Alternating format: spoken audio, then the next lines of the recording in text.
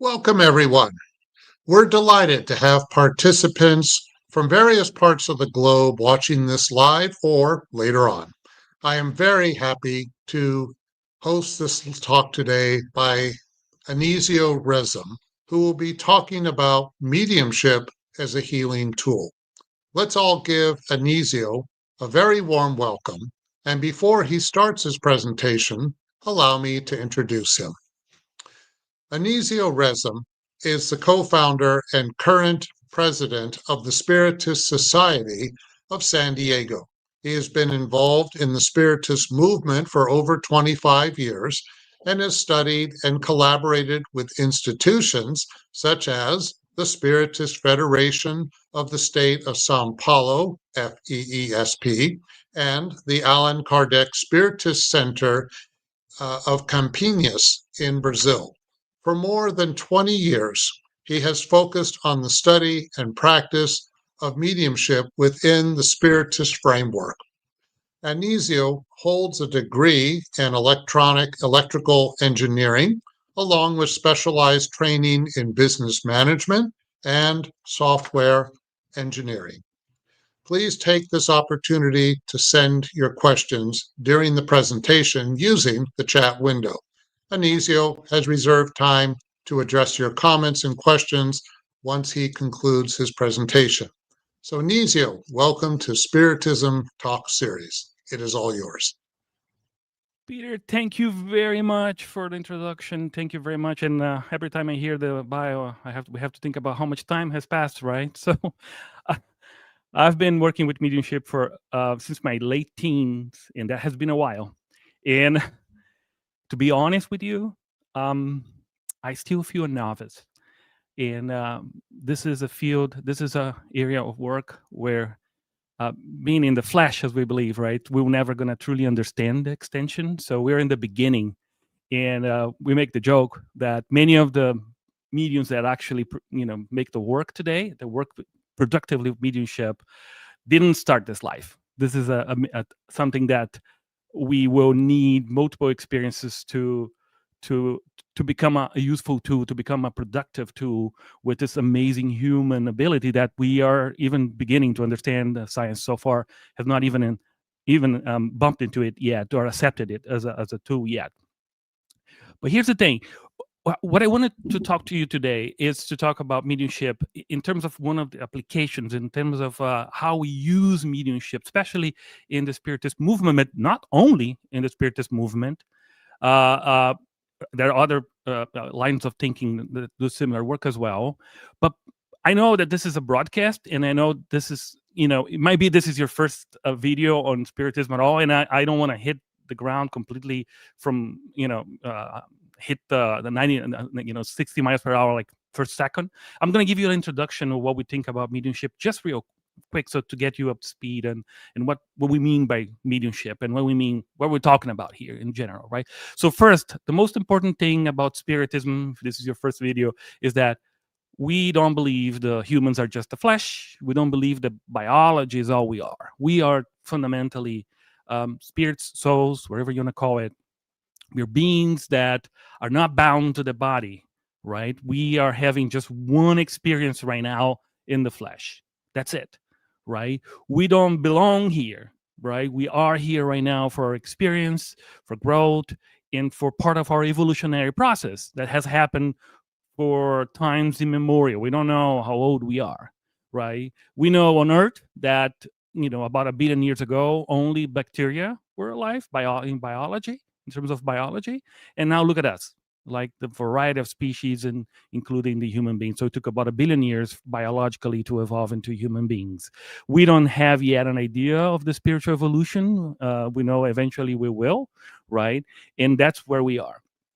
So for us, human beings are this element that transcends matter. So it creates a simple situation. So when our bodies stop functioning, when we discarnate, when we die, what we believe is simply our own mind, the mind we have right now, not the other mind or any other thing, just simply who we are, disconnects from our body and continues our life in a different sensorial environment, maybe, right? But fundamentally the same people, right? So we simply continue. So your mind, my mind, and every single mind of every single human being right now on earth, all 8 billion of us, the moment our bodies stop functioning, the moment our bodies no longer can biologically be viable, so we transition into the spiritual realm with the same mind, with the same ideas. In That's simply reality. We think science is very close to that. There's a lot of indications. This is not the topic today, right? But soon, science will reach that conclusion as well, right? We just don't have time to wait for that. We have to live our lives today, and that's the Spiritist movement. That's one of the core principles. One of them. We're going to talk about the other one as well. So we're a Christian movement, and we're going to talk about the gospel in a few more moments, right? So, what is mediumship then? Right? Well, there's many consequences of us not dying, of our bodies, of our minds, or continuing. Right? There's a whole interaction after we continue life. Right? So there's a whole element of science that we have not reached yet. There's a whole, we have tons of information in the Spiritist movement that we're blessed, right, about what happens in this other side. But one of the phenomena that's natural to human beings is there's an interaction, right, between human beings, just us, outside of the body, and us here, right, while we are still incarnated, right? This ability to perceive interactions with other minds that discarnated, we consider it mediumship, the perception we have. And there's many types of mediumship, many ways this thing happen. It's a somewhat complex area of study for us in Spiritism. Kardec did an incredible job of documenting types of mediumship, ways this phenomena manifest. Some people have multiple ways. There's the visual, there's the speaking, talking, there's the voices, there's intuition, there's healing, there's physical phenomena. There's a lot of things that happen when it comes to mediumship, right? And we get into the details of each one of them, when we study mediumship inside the Spiritist framework, right? But you have to understand fundamentally is that mediumship is just the interaction between human beings. The same way we are talking right now, the same way we're using language right now to communicate with each other, and I'm expressing my ideas and talking to you through this language, right? It's a human to human communication. Mediumship is a phenomena that also connects minds. Just the only difference is that, the minds, some of the minds are disconnected from the flesh, right? It sounds supernatural. It sounds fantastic, and mediumship has been portrayed as something fantastical or supernatural, right? And for us, they couldn't be further from the truth. This is just a natural phenomena that has happened throughout time, since the beginning of time, right? This is just part of nature. The same way gravity, the same way electricity has always existed, right? Since the universe was created, right? So we understand that after the first few moments of creation of the universe, we have gravity already actuating on us. We had electricity. Mediumship is just the use of the same fundamental principles of the universe available to us. And it happens in so many different levels. But it's very important for us, specifically right now, in our stage of life where we are waking up to spirituality in a more conscious way, right? It's known past in our past civilizations of past, right? You see mediumship throughout history everywhere, and in human civilizations, right? But with the advent of the modern scientific revolution, right? So it brought a lot of benefit, but in this area specifically, because science is not there, we still see the human as just a biological being, right? So that part of who we are is not being worked with right now in the mainstream, in our mainstream understanding of what a human being is. But it's going to change soon, right? So we think this is just it's going to happen naturally. But fundamentally for us, right? We develop, we study mediumship in our movement, and we develop an approach of experimentation, which means we learn using the most interesting laboratory we all have, which is ourselves.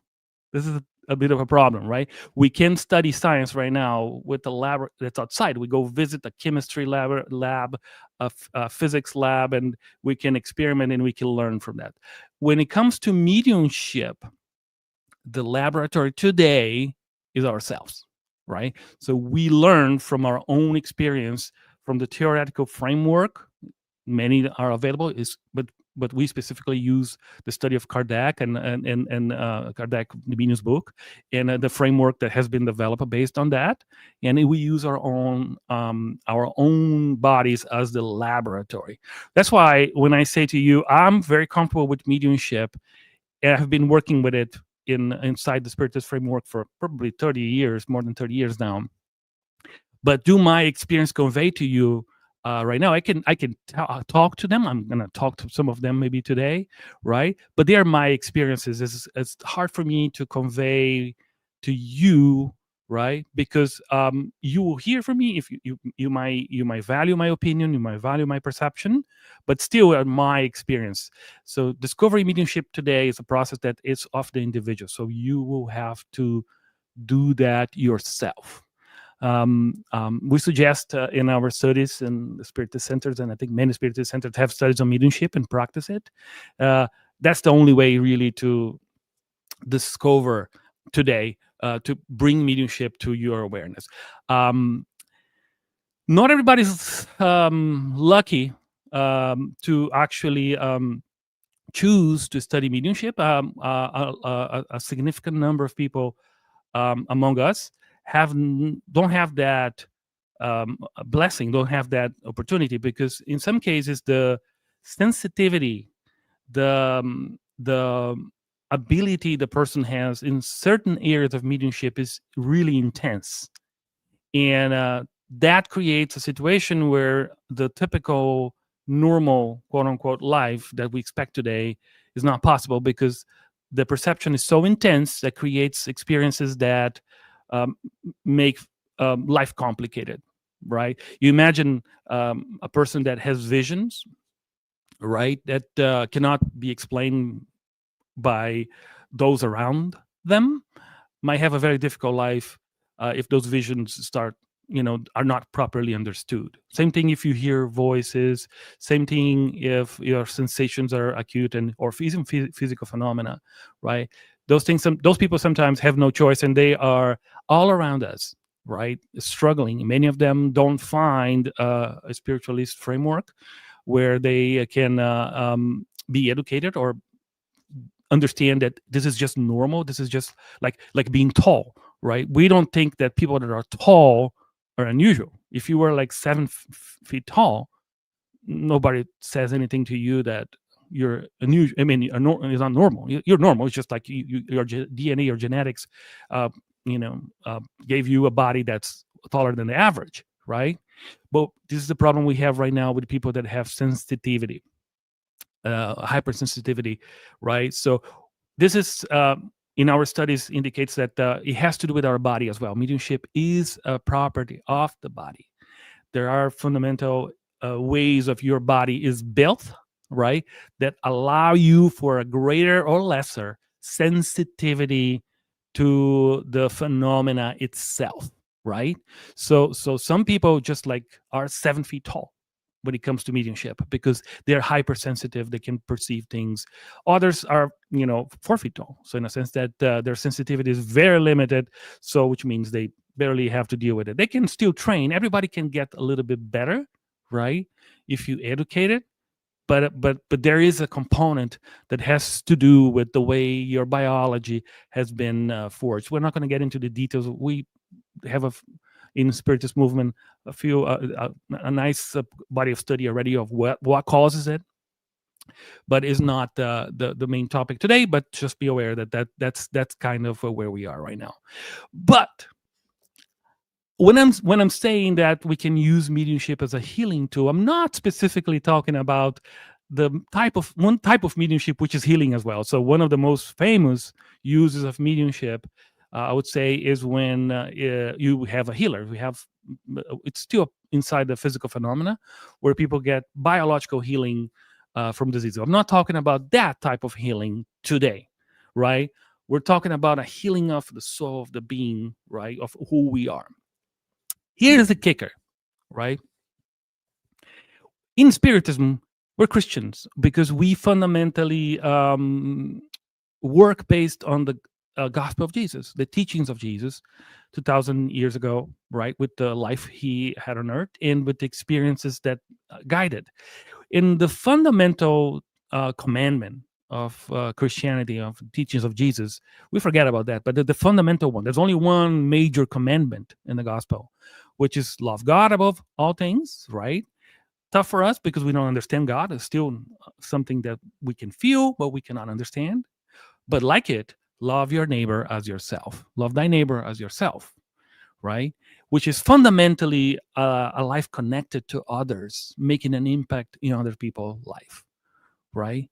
So that is the gospel. The gospel is fundamentally a pathway to connect us to others and to develop this loving relationship, even with our enemies, even with those that don't. And it goes profoundly into this connection between this community, right?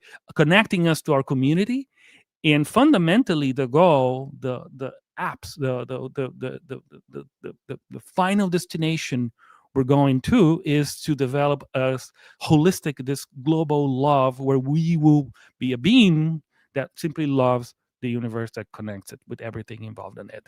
So we're far from that, but we're working right now in having compassion to one another, which is a beginning. That if you think about Earth right now, we struggle with compassion, right? Right, compassion, just tolerating each other, right? Just having seeing a brother or a sister, seeing another person as like me, right? So we're struggling that in those early stages, right? And that but the goal of the gospel is transforming us into loving beings. So we're connecting with all people around us, right? So with that in mind, think about this.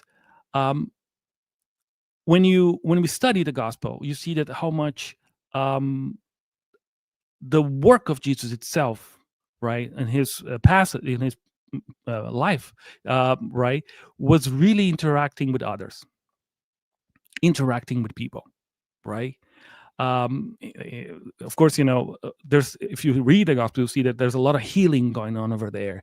We can imagine 2000 years ago, right, with type of healthcare available at the time, with the lack of resources for treating diseases, and the tremendous limitation the masses have in terms of resources, right? Diseases were rampant, and there was a lot of problems with the diseases that we now almost eradicated in our society, were plagues at the time, and so health was a major concern for the populace, for a large swath of the population. And Jesus, part of what he did was this work of healing and connecting with that community as well, right? For us, that's a very interesting call, a very interesting understanding of how we can use this tool as well. What expected of us is the same today, right? We're expecting to connect with our communities. We expect to help each other. We expect to do the best we can to improve our life, but not just our life, the life of those around us, because those things are connected, right? Does that make sense? That's the goal. And here comes one thing. Yes, so we have 8 billion people, right, on the flesh right now on Earth, give or take, right? But if this is true, and we don't die, how many people have already passed to the other side and are on Earth as well, like us? We believe that number is fairly high, right? So which means we're talking about maybe double the incarnate population at this point in time, right? Or close to that. We don't know exactly. We have numbers from the past, from Chico Xavier, but we're talking about at least 14 billion people, or 16 billion people on the other side as well, right? So that community is there. Who are those people? Just like us. They're people, right? And here's the thing. Do they have problems? You can ask the questions. Do we have problems? what are our major problems? Emotional, right? So we have physical problems here as well, but what really brings challenges to us is the emotion. It's what's inside of us, is perception, and this is where we're struggling, right? And if we are struggling here, chances are humans, when we cross to the other side, if you have emotional problems, if your emotions are not in balance right here, right now, and if we cross to the other side, if we detach from the body, chances are, chances are, my emotions might not be in a good place as well. Because emotions, the way we are developed inside, the way our experiences form and you perceive our experiences, right? Those are not in the body, right? Those are not in the body. They're in the mind.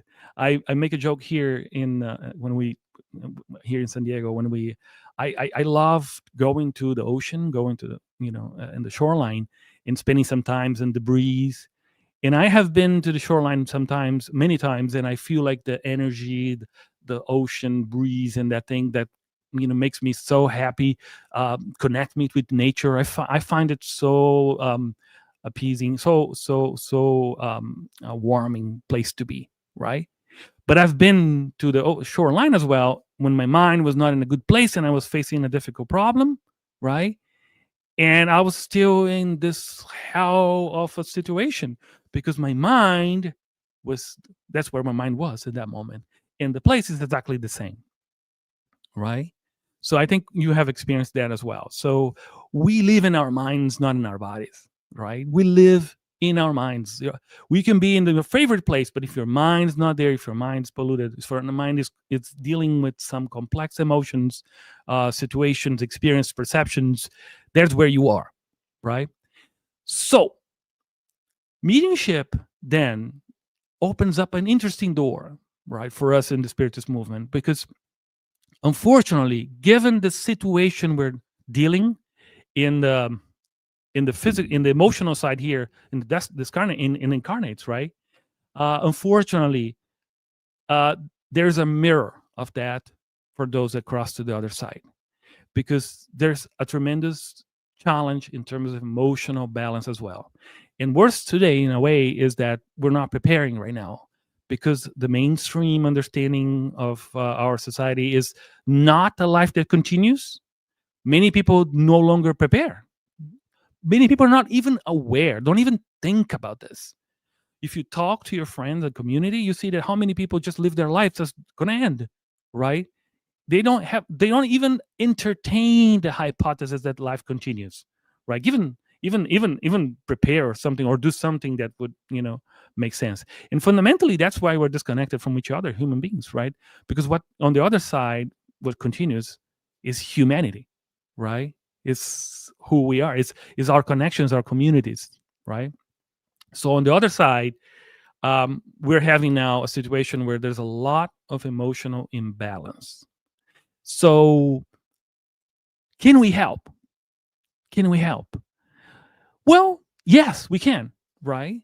Because many people question, like, shouldn't God, shouldn't the good spirits, the mentors, the angels, whatever you want to call them, shouldn't them all welcome the people that cross to the other side and make them happy, or use whatever power they have to transform them into loving beings, so there's no suffering on the other side?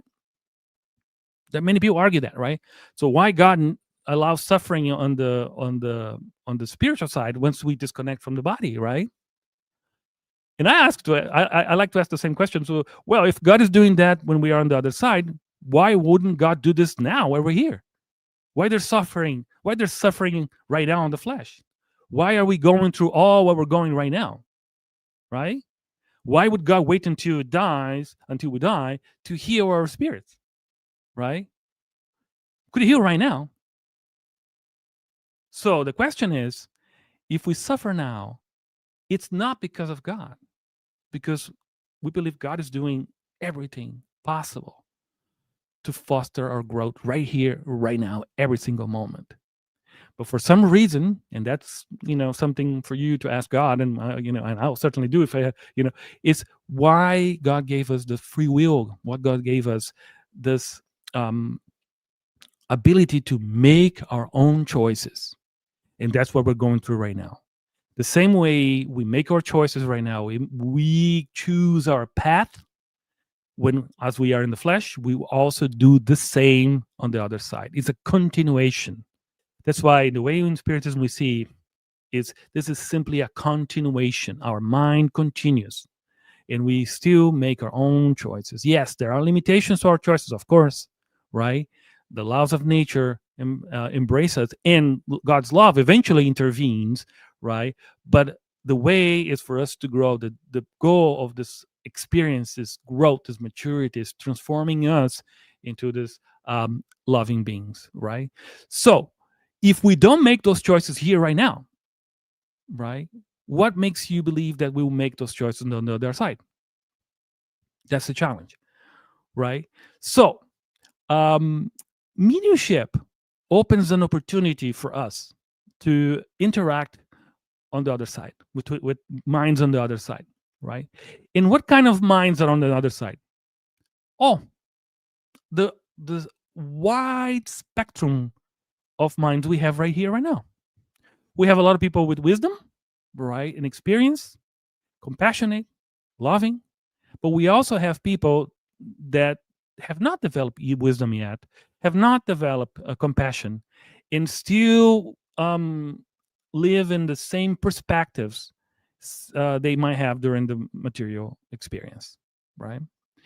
Compound, if you did not prepare, if you're not aware of what's coming to you or what could happen to you, if you have absolutely ignorance when it comes to the afterlife, just per se, that may be already a tremendous challenge for how you experience the afterlife. If you just don't have no idea it's going to happen, right? So mediumship allows us to interact with those beings, right? And one of the beautiful parts of it is that during this interaction, a beautiful thing happened. And that's why mediumship can be special. And we, as incarnates, as humans in the flesh, still can have an impact, or we can become a useful tool for the mentors, for the loving beings that are helping each other. We provide a body experience once again.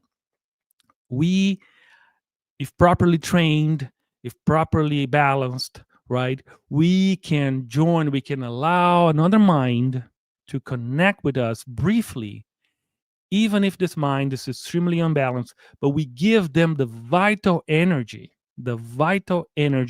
they missed or they lost, of course, naturally, when we discarnated, right? And those brief moments can be used, right, for tremendous healing in both sides, right? Sometimes a few minutes of experience of someone that has been exposed to a very distressful experience, a lack of understanding and distress, right? For a few moments of comfort can change everything. Think about your own life, right? How many times you might have experienced distress, you might have experienced a difficult situation, but just found someone that sat down with you, that had a conversation, interaction with you, brought you some positive energy, connected to you mind to mind, and healed and prepared you to interact with this experience in a much better way.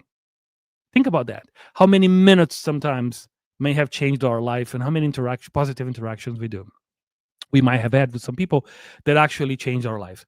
I myself have been blessed in my life many times to have had those people around me that made that possible. And if you think about that, mediumship opens that opportunity, right?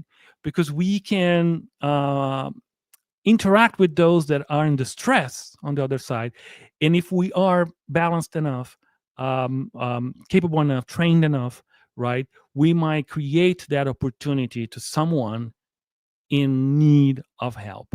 How does that help us? That is the gospel in action, because the gospel in action is transforming, is providing to our community the tools to help each other. It's being a force for good in anybody's life. Yes, can you do it? There's many ways to do that. Of course, there's the material ways to do it tremendously, but presence and so on. And of course, there's but mediumship opens one more door for that, right? That's why in the Spiritist movement, this is very typical. I know a lot of people, when they think about mediumship, they think about interacting with higher beings, right? Oh, why don't interact with the wise ones, with the higher beings that can tell us how the things work? They can dispense advice to us and maybe tell us things we don't know about the universe, and that's enticing. That's interesting, and I think proper in some occasions as well. I think if you think about Spiritism itself, Spiritism is the work of Kardec of inquiring to higher beings how the spiritual world looks like and what are the laws of the spiritual work. That's amazing, right? That's how Spiritism started, right? That's why we call Allan Kardec the codifier, right? Not the creator of Spiritism, the codifier, because he put together the information he was available to him, right, from the spirits, right? So that takes its place. And by the way, it's a very important use of mediumship as well. But for the majority of us, especially when we think about Earth, there's learning, right? There's learning. There's the high intellectual part of it. But on a planet like ours, where our society is struggling on the basics, there's a lot of lag work in just helping one another, right? Yes, there's the learning, right? And but there's also the companionship, the being together, and that's where mediumship shines as a tool of healing. When we do this in the study in the group, and I've been working with mediumship. Yeah, I don't want to do the math, but like 30 or 40 years, maybe 30 years for sure, inside the Spiritist framework, and I've met many people. Like, we have had tremendous interactions with higher beings as well, but the bulk of the work, for my blessing, has been with those that actually are not in a good place, right? And I feel extremely blessed to have done that, right? And I know many times we bump into people who said, no, I just want to have this healing interaction with beams of light, right? Because they give me peace. And of course, if you are a medium, right? In my case, I am not very capable one, but I'm a medium nonetheless. All right. When you interact with a being of light, it's an amazing experience, right? So it's the balance. You get a little bit of their energy and their, it's fantastic.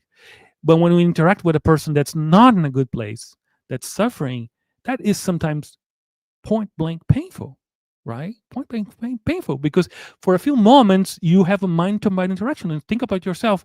If you talk to a friend that is suffering, if you have compassion, you're going to feel a little bit of it. It's not pleasant, right? But it's necessary.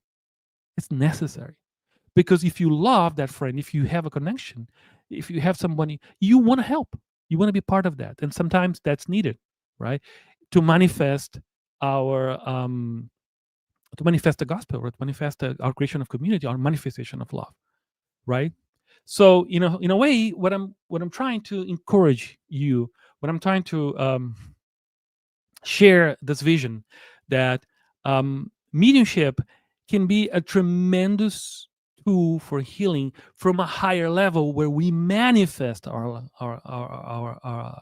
work of the gospel as well, because we are interacting with a variety of people, right? And here's the thing: we have to nail this teaching to the ground, make sure people understand how we see it. We sometimes say spirits, and even in our work in the group right now, we're trying to change a little bit the wording. We say person. If you use mediumship, if you're interacting mind to mind, you are fundamentally interacting with a person, right? When you say spirit, sometimes it gets fantastic, gets like a little bit of, no, it's a person. It's a person that once was in the flesh, right? Like us, had a family, right? Went through life like we are going through right now, right? And it just like happened that the moment, most likely, actually, there's some situations where you can interact with the people who are still incarnate, but that's the exception.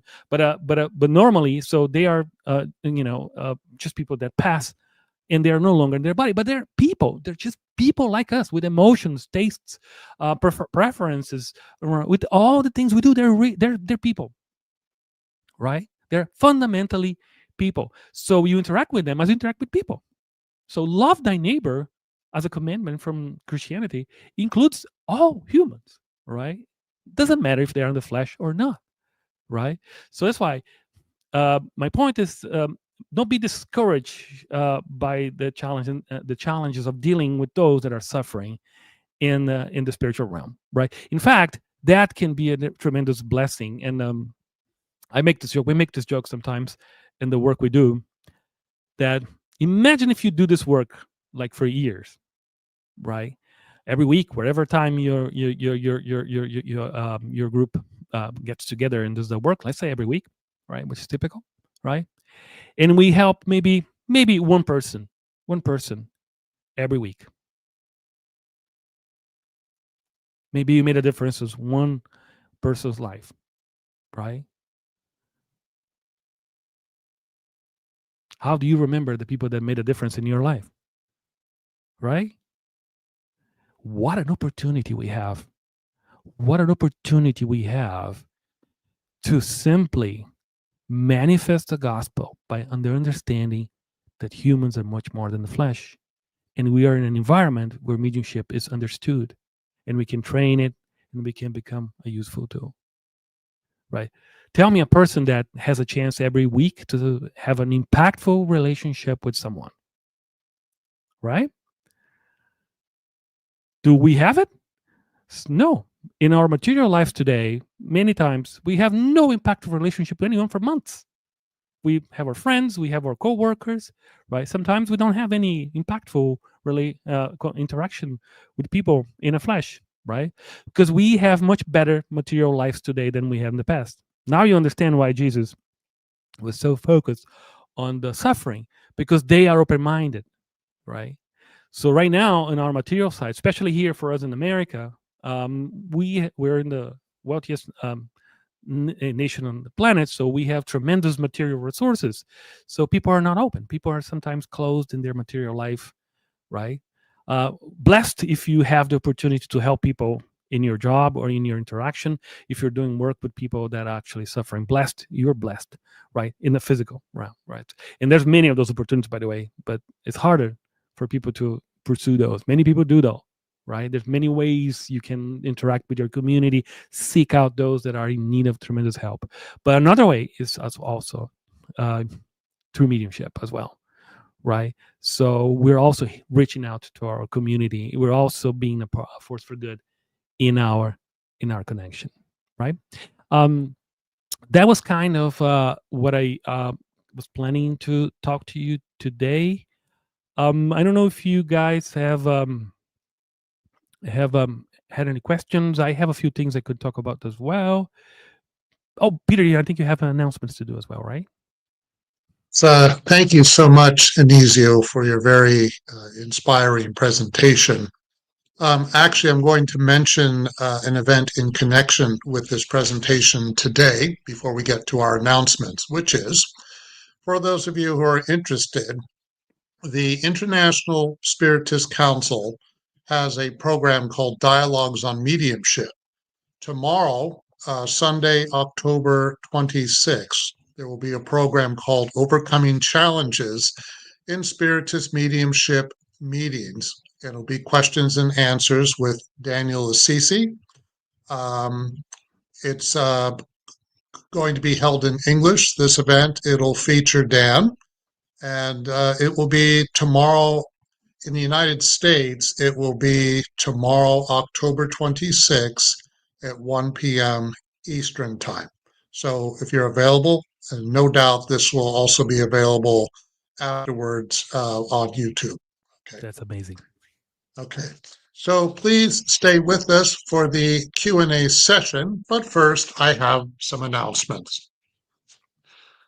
The 19th U.S. Spiritist Symposium The USSF annual national event took place on September 20th, 2025 in Ann Arbor, Michigan. This year's theme was the evolution of consciousness, a path towards enlightenment. All talks, panels, and Q&A sessions are now available on the USSF YouTube channel. Number 2, there's a podcast-like series, Psychology and Spirituality, A Bridge to a Better Life, based on the works of Joanna de Angelis. A new episode every Friday at 7 p.m. Eastern Time, available on YouTube and Spotify. And there's a new book release, The Spiritist Review 1866 by Allan Kardec. It is available on spiritistbooks.us. There is also a wonderful app called Be My Hope. This app offers uplifting content in a collection of videos, daily messages, and audio materials. Download it now from the App Store or Google Play. It is free. And now available are 7 free professionally recorded Spiritist audiobooks sponsored and produced by the Spiritist Society of the Carolinas. At your own pace, listen to Allan Kardec's foundational works on YouTube at Spiritist Society Carolinas or the USSF YouTube channel. Highly recommended. It's wonderful recordings and a great way to receive and listen to the Spiritist codification. And finally, on the screen, please note there is a QR code. If you want to help the USSF promote Spiritism to everyone, please scan the QR code on screen for your donation. Okay, let us get to our questions and answers.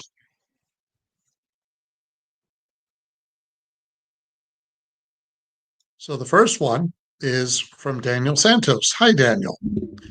If a mediumistic entity provides a diagnosis that contradicts a diagnosis given by a licensed physician using modern medical technology, for example, MRI, blood work, etc., which diagnosis should the patient prioritize and on what basis? What is the rationale for trusting a spiritual diagnosis over a medically empirical one? Wow. Well, this question is very important. Very important. Yeah. Okay. So here's the thing. Give Caesar what's Caesar's, God what's God, right? We're not physicians. So we're not replacing physicians, right? And here's the thing. The spiritual therapy is complementary. So when you do a treatment right now from a disease or any sort of medical problems, your main source of healing will come from medicine, right? That is the way we have evolved, and this is working extremely well for us, guys. So think about how many years we expect to live right now, and that's thank you to the medical field and to all the scientific developments around us, so on. So fundamentally, medicine has done a tremendous, incredible job in keeping us healthy. And does it have problems? Of course, they're humans, because the physicians are humans, but it has done tremendously well. So you fundamentally are treated right now officially by a medical doctor. That's the treatment. You listen to that. You do what it's your best chance, right? It's your best healing will come from that. Spiritual healing comes as an addendum, right? And mediumship is extremely challenging today, especially when it comes through information. How do you know? This is Kardec defined in the medium's book, right? The major challenges with mediumship. What are the major challenges with mediumship?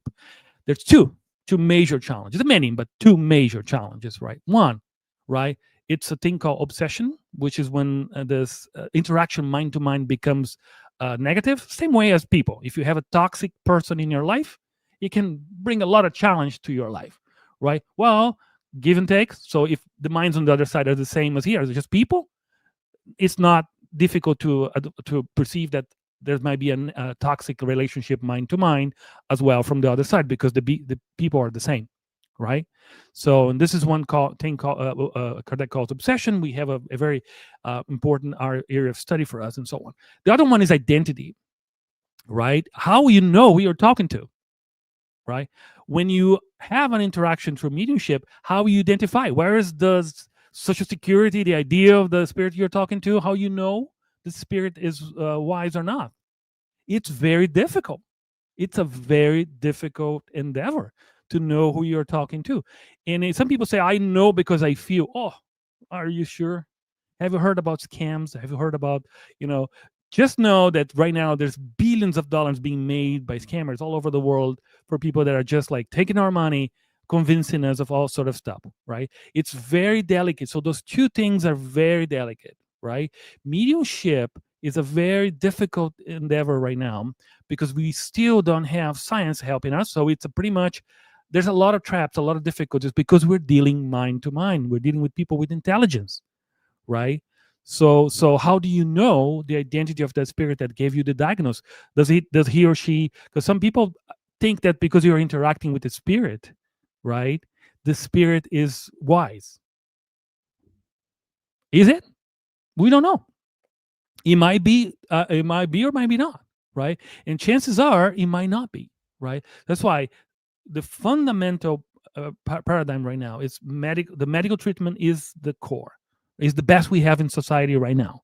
Do they make mistakes? Yes, they do sometimes because we're humans, right? But it's the best shot. Is what you take it as the base, right? And the spiritual treatment comes as complementary, right? Complementary, because it has to do with your mind, with your perception, with your emotions. And here's one thing, guys, we have to understand. This surprised me that we don't talk so much about that, and even medical. Just one thing. There's a fantastic phenomena, well documented in medicine. In fact, if you go to a pharmacy, pretty much every single drug available to you there was tested, right, before it became commercial, right? And every single one of those drugs had to go through a phenomenon called the placebo effect.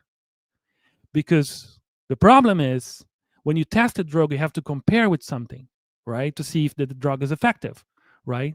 And here's the problem they faced when they test drugs against ineffective substances, right, like aspirin or something or sugar, something that has supposed to be no effect at all. About a third of the people that take the completely ineffective substance heal, exactly the same way as those that took the real medicine. A third of the people heal, right? So 1/3. This is medical. This is not spiritism, right? This is like a third of the people that take completely ineffective substance heal the same way as if they have taken a proper substance. So how important are our minds? So if a spirit is worrying about MRI or something, this is not a good thing because it's not our tool. We shouldn't be healing. We shouldn't be working on that. Our sometimes if you tell someone, hey, hang in there, strength, you're gonna make it. You're gonna go through this. This is a billion times more effective than the spirit talking about MRI results, right? Because that's not what we're supposed to do. You understand, right? So we have the emotional, the spiritual work to do on our side, and don't be. This is extremely powerful, right? But never ever, So fundamental pillar of healing right now is medical. You don't disrupt the medical treatment in no hypothesis. You complement, right, with the emotional support that's needed, and that's extremely powerful, by the way. All right. Thank you, Anisio. It's a very important and very complex subject. Yep. Always consult a medical professional. Okay. This next question is from Yasko Arakawa. Hi, Yasko. Can the mediumship practice be the healing tool for the medium, him or herself? How? I love this question. I love this question so much because we think we're healing others, right? We get together as a group and we start practicing it. And sometimes we forget. We come, and that's great, right? We come with that intention of being healers, right? We're there to help the people, the consciousness on the other side, humans like us that are on the flesh, and we feel so good. What we don't realize is that we're exactly in the same process. We're being healed as well from inside. We are practicing goodness, right? I have the blessing to sometimes do for those that are more familiar. I know for people that are not familiar, this might be sound strange, but part of our work, I can do the counseling work or the dialogue, or depending on how you call it, which is the person that talks sometimes with those individuals, right? That come to visit us, or blessed us with their presence, right? And I like to tell them, you and I are here for the same reason. You and I here, and we have limited what you can do to you to help you, but here among us are those that can help you. So we are being helped in many situations way more than we're helping. It's just that the help for us is more invisible. It's like what I tell people, like, think about life on Earth for a little bit. We live in a rocky planet, in a tiny atmosphere that's just a few miles wide, and we have the proper balance of heat, temperature, gases, gravity that sustain our life. Anything goes off, we're gone. Right? And here we are. Think how many things have to be working for our life to manifest. A bit off of oxygen and we're gone. Right? Just a little space, object coming close to Earth, messing up with us, we're gone. And here we are. We have been here as biology on Earth for 1 billion years, somewhat, So there's a lot of things happening. We are going to be helped tremendously. And I use this expression. This is to me very, very practical. It's like, we have people that love. So imagine, right, how much love you received from a mother or a father that you helped his or her son or daughter to be helped. How you value those that help your kids. How grateful you are if somebody does something good to somebody you love. What do you feel for someone that treats your daughter, your son well? We are dealing with people. So we're having people interaction, right? That's why mediumship is such a serious topic, right? We are dealing with people. We say spirit sometimes, some people kind of detach as an entity, right?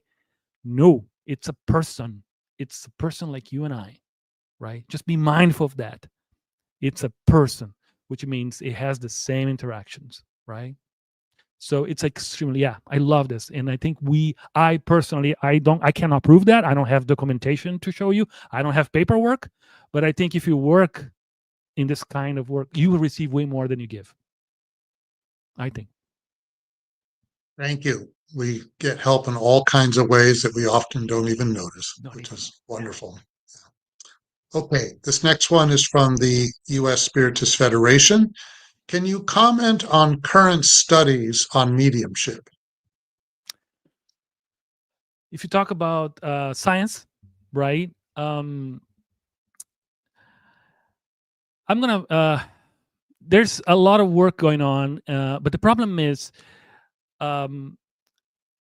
we still don't see mind out of the body. So I think the mainstream view is that humans are fundamentally biological beings, right? Which means the brain is who we are. Once the brain stops, nothing exists anymore, and that pretty much closes the door, right? But mediumship can be studied. I think they study it, but through the phenomena. And sometimes we have this discussion in our group. Kardec.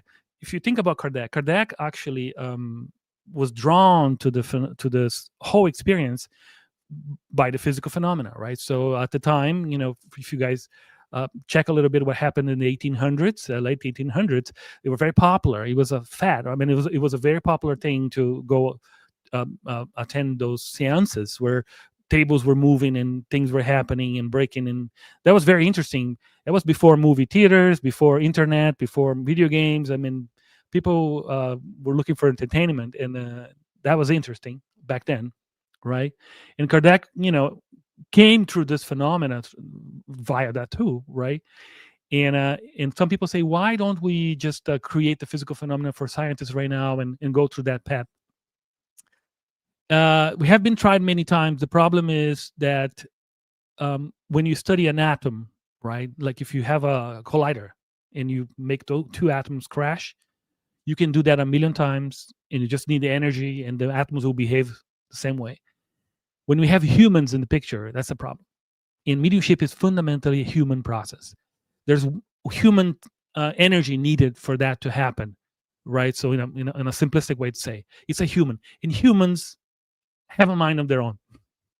The phenomena are not repetitive consistently, because think about yourself, how many times your mind changes, right? So they're not so easy. Physical phenomena is not as easy to be repeated consistently, because it depends on humans, right? Okay, that's one side. And then I think science is very close to understanding the mind out of the body. That the mind is, there's already enough indications that the mind might not be centered in the brain. I think that's where we're going to come first, right? There's already, I think, a lot of indications that that's the case, right? Once that's established, I think mediumship would become later. Would become a side product, but first we have to understand that that problem. But there's many people dealing with this right now. I don't know. I'm just gonna mention one here.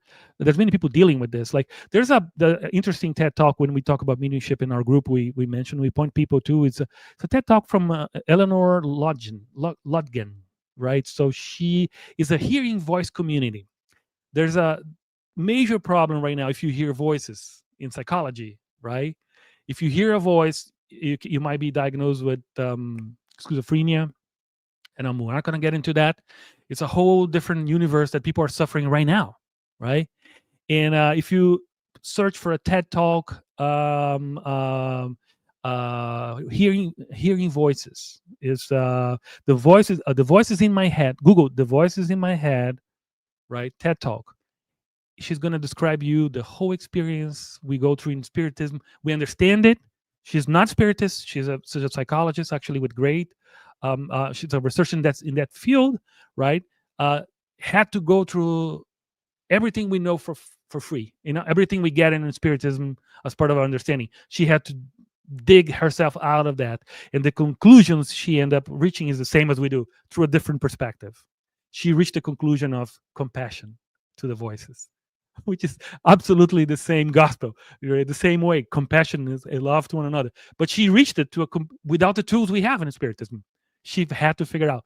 So I recommend you check that, for instance, if you want to see. There's the spirit release technique as well in psychology, well, therapy, where people what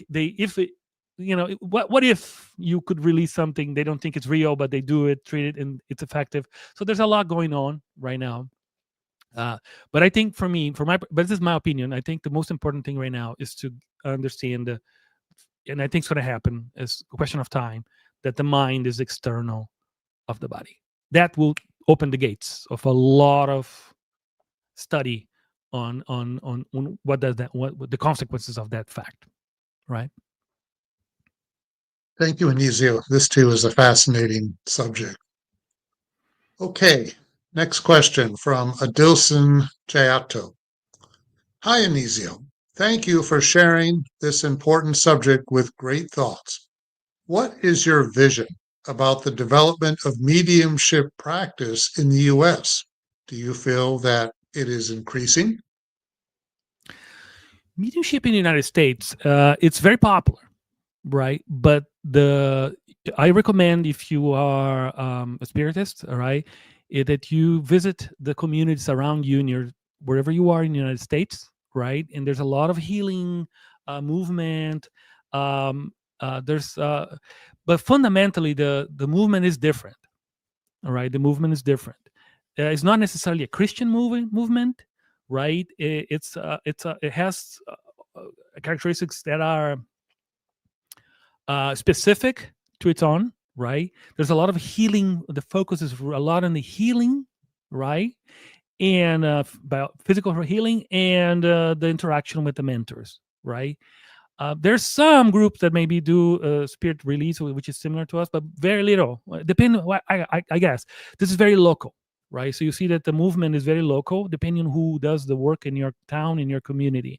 But I do recommend that you broaden that, and you.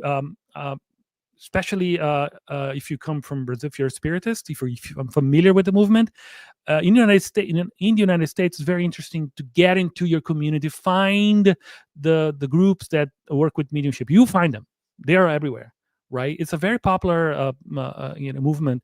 They're very popular. They're not mainstream as well, right? But it's there, right?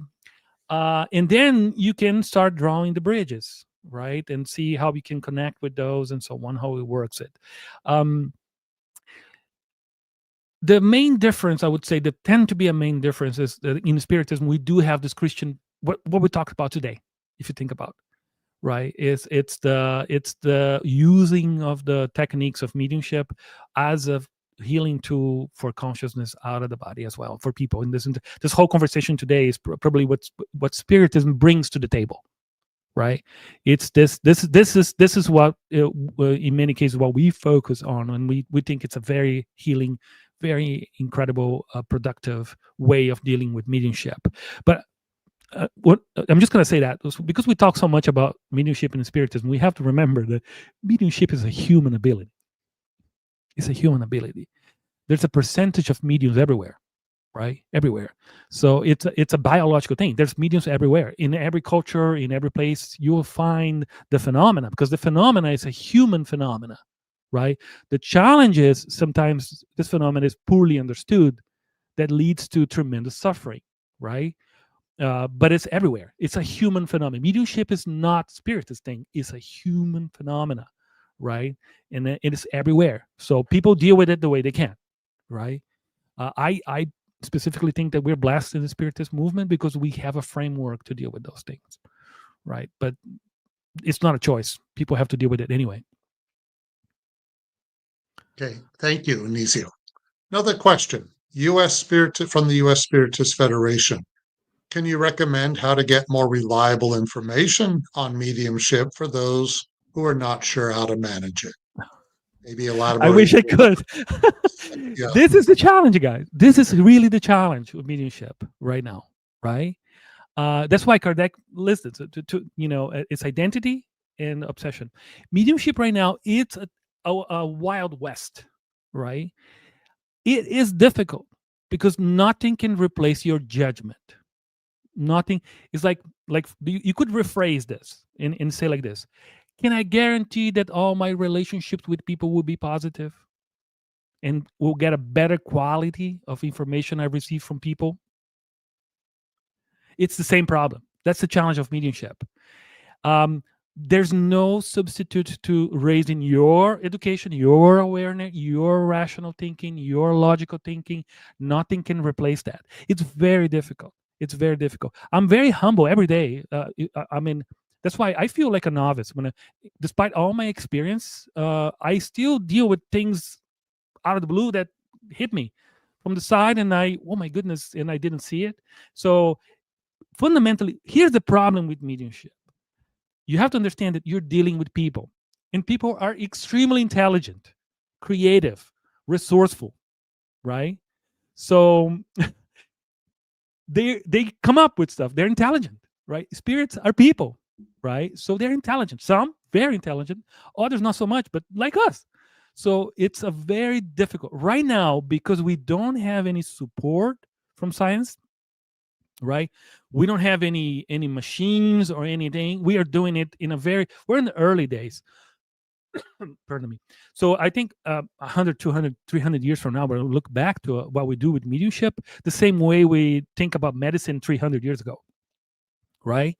In a We're in a primitive stage of mediumship. It's still artisanal. It's still something that has to be done. So unfortunately today, it's nothing replaces your own study. That's why study as a group. It's easier because you have minds to bounce the ideas about. Be skeptical. Kardec was very good. I mean, that's one of the great things about the work of Kardec, the Minus book. Some people say, "Oh, it's old." No, it's pretty up to date to the challenge we face today. Like, be Kardec mentions, right? It's better to discard 9 truths than take one falsehood, right? And it's a methodology of being skeptical and rationally skeptical, right? In the same way when we deal with important things with people we don't know, right? It's a difficult endeavor, right? And be humble, right? Don't think mediumship is not something where I'm going to master in this life. We're not going to master it in this life. It's an endeavor that transcends our understanding, even in the physical. That's why, in a way, you're going to see that the mediums have become more productive, right? The productive mediums that we have in our movement, and they have a mentor. They have a very strong connection with a mentor. Without a mentor, you cannot be productive because you are fundamentally in a weak spot being in the flesh. Because your senses are somewhat, this is the main thing about who we are as humans, right? Our senses are now, if we are in the flesh like we are right now, our senses are doomed. Our spiritual perceptions are all deemed down to a certain degree so we can live in the flesh. So that's designed by that, because you don't want to have your memory of the past life right now, because that would create a lot of challenges you don't need right now. You're trying to start over. You're starting to redress some of those experiences. It's important for us to have a limited ability in the spiritual realm, because we are in a lower realm. We are here still struggling with the basic balance and equilibrium, emotional. We're in the very early stages of spirituality. That's why we need this dumb down of our spiritual abilities for our own healing, for our own good, right? So that's why you need to have the connection with mentors that will guide you, because otherwise it becomes a minefield. If you see that all very productive mediums have a very strong connection with the mentors, right? And be mindful. He said Kardec does this masterfully in the discussing obsessions. Your spirits are people, so they also have opinions. They also have perceptions that might or might not be accurate. It's as simple as that, right? Okay, thank you. I'll just quickly add to that since Spiritists and Spiritist centers are committed to the safe practice of mediumship, if somebody goes to a Spiritist center and becomes familiar with the Spiritism in general, with the codification and so forth, that can be the beginnings of learning then how to discover more about mediumship and safe ways to engage in it when the time is right. Mhm. Okay, we have time for one more question, and this is from the U.S. Spiritist Federation. In what way can practicing mediumship be used to work on behalf of Jesus? That's the thing. That's the key, right? It's the manifestation of love, right? So it's following the major commandment, right? Love thy neighbor, love God above all things, love thy neighbor as yourself, right? So mediumship as a tool to interacting with people, the same way we manifest compassion in our communities, we deal with incarnates like us, like people, right? We manifest interactions, we have positive interactions with them, and we create an emotional space where we thrive, right? Manifesting compassion and love. Mediumship is the same thing. If you create that same environment with people, right? So you interact positively and you're open to all, right? You create a place where it's safe for the interaction to happen, right? So what is the goal of a Spiritist center, right? I think, packing back a little bit on what Peter just said. So we try to create that. We try to create a safe space in our groups, right? So we can practice manifesting this compassion and so on.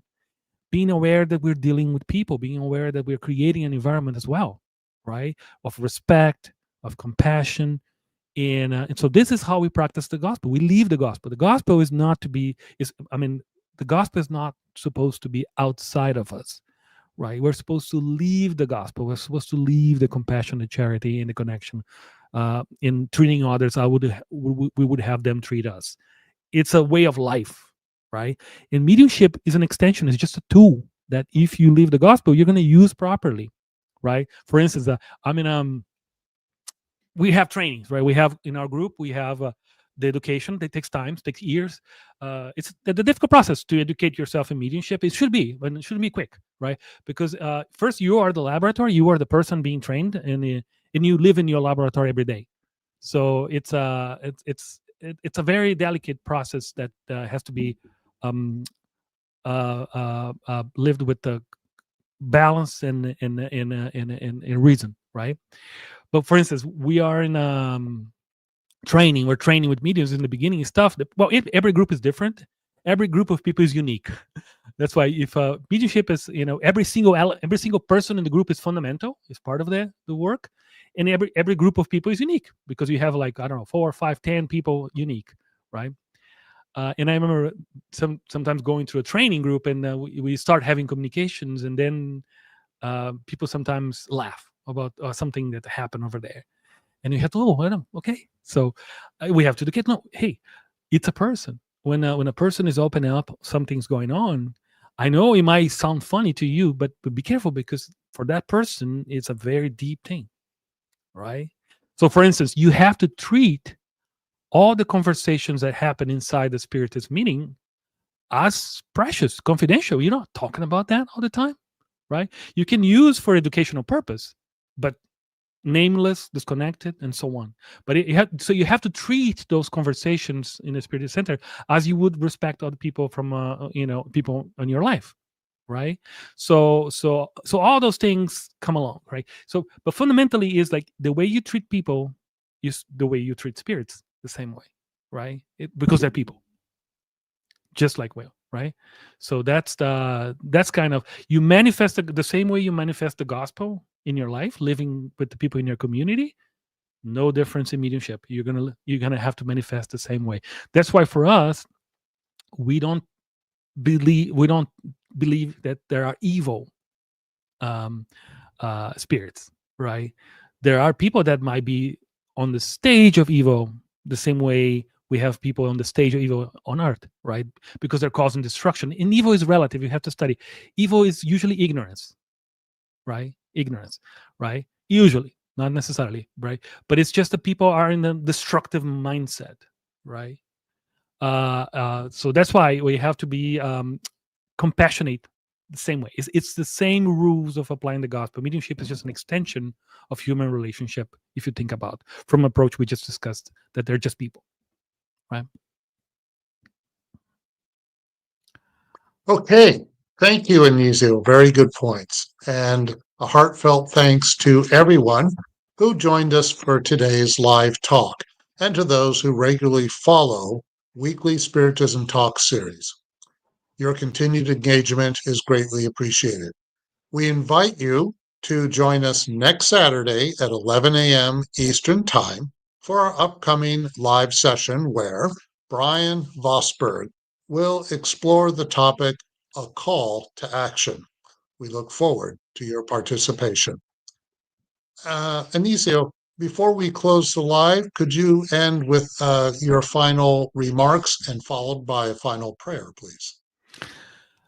Without a doubt. And I think, just again, so mediumship is a very beautiful voyage, but it's something that on earth we don't fully master, and we won't fully master for some time. But I think we already have the opportunity to work with it and make a positive difference in our communities right now, right? And with that in mind, I could say a few words like Mother, Father, God, Divine Creator, thank you very much for this opportunity, for this moment, for this life, and for all the resources that come together so we might exist, we might manifest, and we might have this opportunity in Mother Earth. May your blessings, Divine Creator, reach all of us, the living beings of Earth, wherever we might be, in the flesh or in spirit. And with that in mind, we humbly ask permission to close our work this morning. Thank you, thank you, thank you very much. Thank you.